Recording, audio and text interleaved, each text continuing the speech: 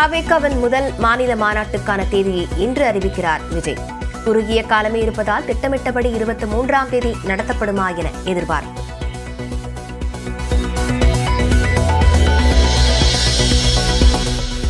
மது ஒழிப்பு மாநாட்டில் பங்கேற்க அதிமுகவை தொடர்ந்து விஜய்க்கும் திருமாவளவன் அழைப்பு. மது ஒழிப்பில் நம்பிக்கை இருந்தால் வரலாம் என பேட்டி.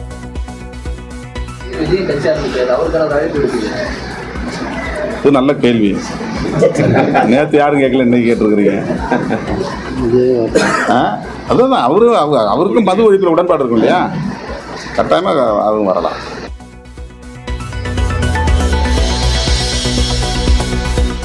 மது ஒழிப்பு மாநாட்டிற்கு அதிமுகவை விசிக அழைத்தது திமுகவை மிரட்டும் உத்தி. கோவையில் மத்திய அமைச்சர் எல் முருகன் பேட்டி.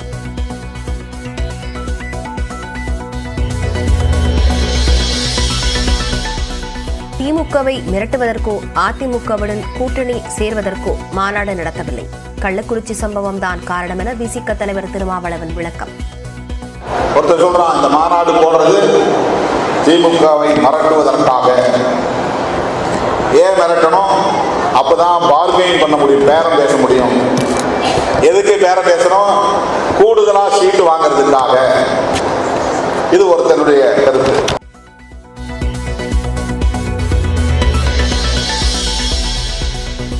சிதம்பரம் அருகே காரும் லாரியும் நேருக்கு நேர் மோதி விபத்து. ஒரு குழந்தை உட்பட 5 பேர் உயிரிழந்த சோகம்.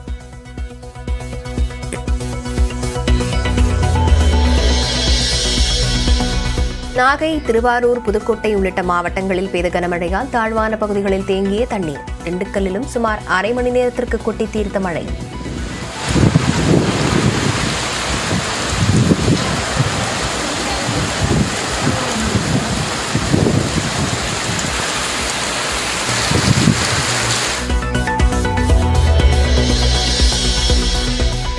சிவகங்கையில் அமைச்சர் உதயநிதி பங்கேற்ற ஆய்வுக் கூட்டத்தில் தவறான தகவலை அளித்த வட்டார வளர்ச்சி அலுவலர் சஸ்பெண்ட்.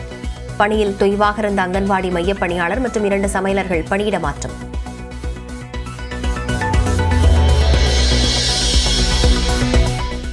மாற்றுத்திறனாளிகளை அவதூறாக பேசிய வழக்கில் மகாவிஷ்ணுவுக்கு 3 நாள் போலீஸ் காவல். சைதாப்பேட்டை நீதிமன்ற உத்தரவை அடுத்து காவல்துறை தீவிர விசாரணை.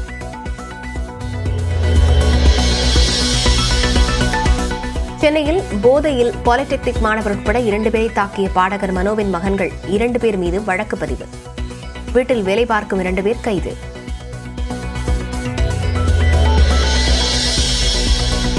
கிருஷ்ணகிரி மாவட்டத்தில் சாலை பணிக்கு பூமி பூஜை செய்ய அனுமதி மறுக்கப்பட்டதால் முன்னாள் அமைச்சர் KP முனுசாமி போராட்டம்.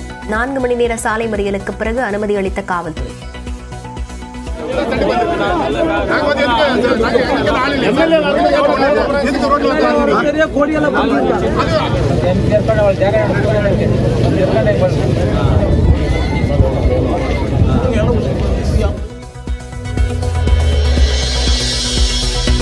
இனிப்புக்கும் காரத்திற்கும் வெவ்வேறு GST விகிதம் இருப்பதால் கணினியே குழம்புவதாக ஹோட்டல் உரிமையாளர்கள் கருத்து.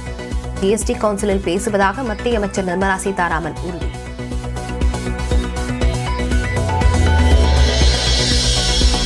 திமுகவில் இளைஞர்களுக்கு வழிவிட வேண்டும் என வேலூரில் அமைச்சர் துரைமுருகன் பேச்சு. கட்சிக்கு வந்தவுடனே பொறுப்பு கிடைக்க வேண்டும் என இளைஞர்கள் நினைக்கக்கூடாது எனவும் அறிவுரை. இளைஞர்கள் வர வேண்டும். இளைஞர்கள் இல்லாமல் இந்த கட்சிக்கு அதுக்கு ஒரு காலம் முடிஞ்சு போய்விடும். எனவே இளைஞருக்கு வழிவிடுங்கள். ஆனால் வருகிற இளைஞர்கள் கொஞ்சம் தடம் பார்த்து வாருங்கள்.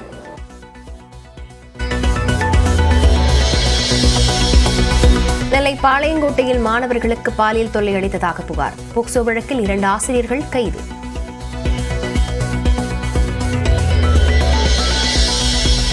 நெல்லையில் மாணவர்களிடையேயான மோதலால் புத்தகப்பையில் அறிவாளை எடுத்து வந்த மாணவன். 3 மாணவர்களை கைது செய்து கூர்நோக்கு இல்லத்தில் அடைத்த காவல்துறையினர்.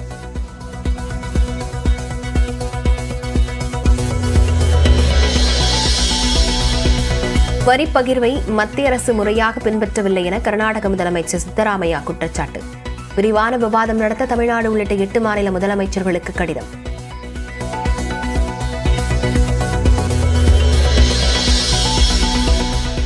கள்ளக்குறிச்சி அருகே சாலை தடுப்பில் கார் மோதிய நிலையில் உயிர் தப்பிய நடிகர் ஜீவா மற்றும் மனைவி. இளைஞர்கள் கேள்வி எழுப்பியதால் ஆத்திரத்தை வெளிப்படுத்திய நடிகர்.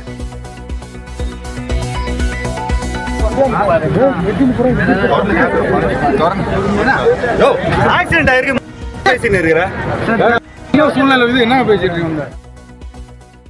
வெற்றிக் கழகத்தின் கொள்கை பிரகடன முதல் மாநில மாநாட்டிற்கான தேதியை அக்கட்சித் தலைவரும் நடிகருமான விஜய் இன்று அறிவிக்கிறார்.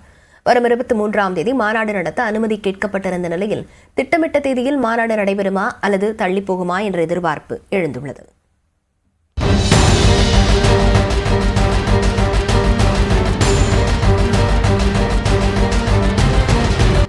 தமிழ்நாட்டில் லட்சக்கணக்கான ரசிகர்கள் பட்டாளத்தை கொண்ட நடிகர் விஜய் கடந்த பிப்ரவரி 2ஆம் தேதி தமிழக வெற்றிக் கழகம் என்ற கட்சியை தொடங்கி அரசியலில் அடியெடுத்து வைத்தார்.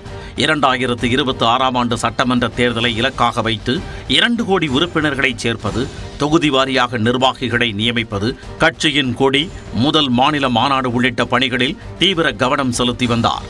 தமிழக வெற்றிக் கழகத்தின் கொடியை விஜய் கடந்த 22ஆம் தேதி வெளியிட்டார். கொடியில் பகுஜன் சமாஜ் கட்சியின் யானை சின்னம் இடம்பெற்றது விவாத பொருளாக மாறிய நிலையில் முதல் மாநில மாநாட்டிற்கு இடம் தேர்வு செய்வதிலும் தாமதம் நிலவி வந்தது. விழுப்புரம் மாவட்டம் விக்கிரவாண்டியில் வரும் 23ஆம் தேதி மாநாடு நடத்துவதற்காக அனுமதி கேட்டு கடந்த 28ஆம் தேதி விழுப்புரம் மாவட்ட காவல் கண்காணிப்பாளர் அலுவலகத்தில் தமிழக வெற்றிக் கழகத்தின் பொதுச் செயலாளர் ஆனந்த் மனு அளித்தார். மாநாட்டிற்கு அனுமதி அளிக்கப்பட வேண்டிய காவல்துறை தரப்பில் இருந்து மாநாடு தொடர்பாக 21 கேள்விகள் கேட்கப்பட்டது பெரும் சர்ச்சையானது. விஜயின் கட்சி மாநாட்டிற்கு நெருக்கடி கொடுக்கப்படுவதாக எதிர்க்கட்சிகள் விமர்சித்தன. திட்டமிட்டபடி மாநாடு நடைபெறுமா நடைபெறாதா என பேச்சுக்கள் எழுந்தன. இந்நிலையில் காவல்துறை எழுப்பிய கேள்விகள் அனைத்திற்கும் தமிழக வெற்றிக் கழகம் தரப்பில் இருந்து பதில்கள் தரப்பட்டன. அதைத் தொடர்ந்து தமிழக வெற்றிக் கழகத்தின் மாநாட்டிற்கு 33 நிபந்தனைகளுடன் காவல்துறையினர் அனுமதி வழங்கினர். விஜயின் கட்சி மாநாட்டிற்கு உரிய காலத்தில் அனுமதி வழங்கப்பட்டதாகவும் காவல்துறை தரப்பில் தெரிவிக்கப்பட்டது. இதற்கிடையே தமிழக வெற்றிக் கழகத்தை அரசியல் கட்சியாக பதிவு செய்து தேர்தல் அரசியலில் பதிவு செய்யப்பட்ட கட்சியாக பங்கு பெற தேர்தல் ஆணையம் அனுமதி வழங்கியது.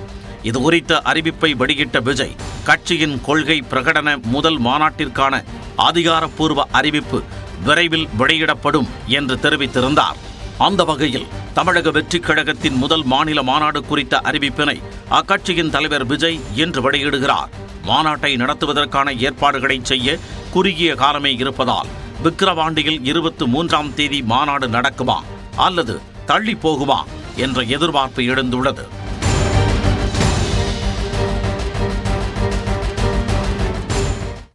விடுதலை சிறுத்தை கட்சியின் மது ஒழிப்பு மாநாடு தற்போது பெரும் பேசுபொருளாகியுள்ளது. விஜய் முதல் அதிமுக வரையில் விசிக அழைப்பு விடுத்துள்ள நிலையில் சீமான் விமர்சித்துள்ளார்.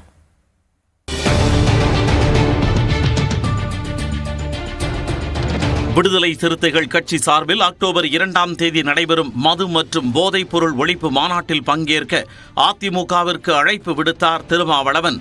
திமுக கூட்டணியில் இருந்தபடியே அதிமுகவுக்கு அவர் அழைப்பு விடுத்தது அரசியல் வட்டாரத்தில் சலசலப்பை ஏற்படுத்தியது. இந்த நிலையில் கோவையில் செய்தியாளர்களை சந்தித்த மத்திய அமைச்சர் முருகன் ஒருபடி மேலே போய் திமுகவை மிரட்டுவதற்காக அதிமுகவை திருமாவளவன் அழைத்திருக்கலாம் என்று தெரிவித்துள்ளார். அவருடைய திமுக அவர் ஏதாவது டிமாண்ட் வச்சிருக்கலாம், அல்லது அந்த டிமாண்ட் அவரை ஏற்றுக்கொள்ளாம இருந்திருக்கலாம். இது திமுகவை மிரட்டுவதற்காக, கூட்டணியில் இருக்கிற ஒரு கட்சியை மிரட்டுவதற்கான ஒரு தோணியாக, யுக்தியாகத்தான் நான் பார்க்கிறேன். நாமக்கல்லில் செய்தியாளர்களிடம் பேசிய பாமக தலைவர் அன்புமணி, மதுவுக்கு எதிராக யார் போராட்டம் நடத்தினாலும் ஆதரவு தெரிவிப்போம் என்று கூறியுள்ளார். இந்த மது விற்பனை நடக்கிறதுக்கு காரணமே திமுகவும் அண்ணா திமுகவும் தான். 2 கட்சிகள் தான் இதற்கு காரணம். மது ஒழிப்பு மாநாடோ மது ஒழிப்பு போராட்டமோ யார் நடத்தினாலும் நாங்க அதை ஆதரிப்போம். ராமநாதபுரத்தில் செய்தியாளர்களிடம் பேசிய நாம் தமிழர் கட்சி ஒருங்கிணைப்பாளர் சீமான், திமுக கூட்டணியில் இருந்து கொண்டு மது ஒழிப்பு என விசிக பேசுவதில் பயன் உண்டா என்றும் கேள்வி எழுப்பினார். மதுவை டாஸ்மார்க்க மூடுறாங்களோ அவங்களோட கூட்டணின்னு சொன்னது உண்டா? இனிமே சொல்லுவாங்களா? இப்ப எங்க அண்ணா அதிமுகவை கூப்பிடுறாங்க. அதிமுக ஆட்சியில மது இருந்ததா இல்ல ஒளிஞ்சிருந்ததா? நாளைக்கு அதிமுக ஆட்சிக்கு வந்தா டாஸ்மார்க் இருக்குமா இருக்காதா? அப்புறம் அதை கூப்பிட்டு போராடி என்ன பண்றது? எங்க அண்ணன் சொல்ற கருத்து சரி, அது யார் கூட இருந்துகிட்டு செய்யறது? இந்நிலையில் விஜய் கட்சியும் தங்களது மாநாட்டில் பங்கேற்கலாம் என்று திருமாவளவன் தெரிவித்துள்ளார். இது நல்ல கேள்வி. நேற்று யாரும் கேட்கல, இன்னைக்கு கேட்டிருக்கிறீங்க. அதுதான் அவருக்கும் மது ஒழிப்பில் உடன்பாடு இருக்கும் இல்லையா, கட்டாயமாக அதுவும் வரலாம். நடிகர் விஜய் தற்பொழுது வாழ்த்துக்கள் மற்றும் இரங்கல் மட்டுமே தெரிவித்து வருகிறார். தான் நடித்து வரும் திரைப்படத்தை முடித்த பிறகே தீவிர அரசியலில் களமிறங்குவார் என எதிர்பார்க்கப்படும் சூழலில் விஜய் கட்சிக்கு அழைப்பு விடுத்துள்ளார். தம்பி தம்பி என வாஞ்சையாய் அழைத்து கூட்டணிக்கு தயார் என சீமான் பேட்டி அளித்தும் விஜயிடம் இருந்து சமிக்கை வராத நிலையில் 2026ஆம் ஆண்டில் தனித்து போட்டி என அறிவித்து விட்டார். இந்த சூழலில் பொது நோக்கத்திற்காக நடத்தப்படும் மாநாட்டில் விஜய் பங்கேற்பாரா அல்லது வீண் சந்தேகங்களை தவிர்க்க விசிக மாநாட்டை தவிர்ப்பாரா என்பது விரைவில் தெரியவரும்.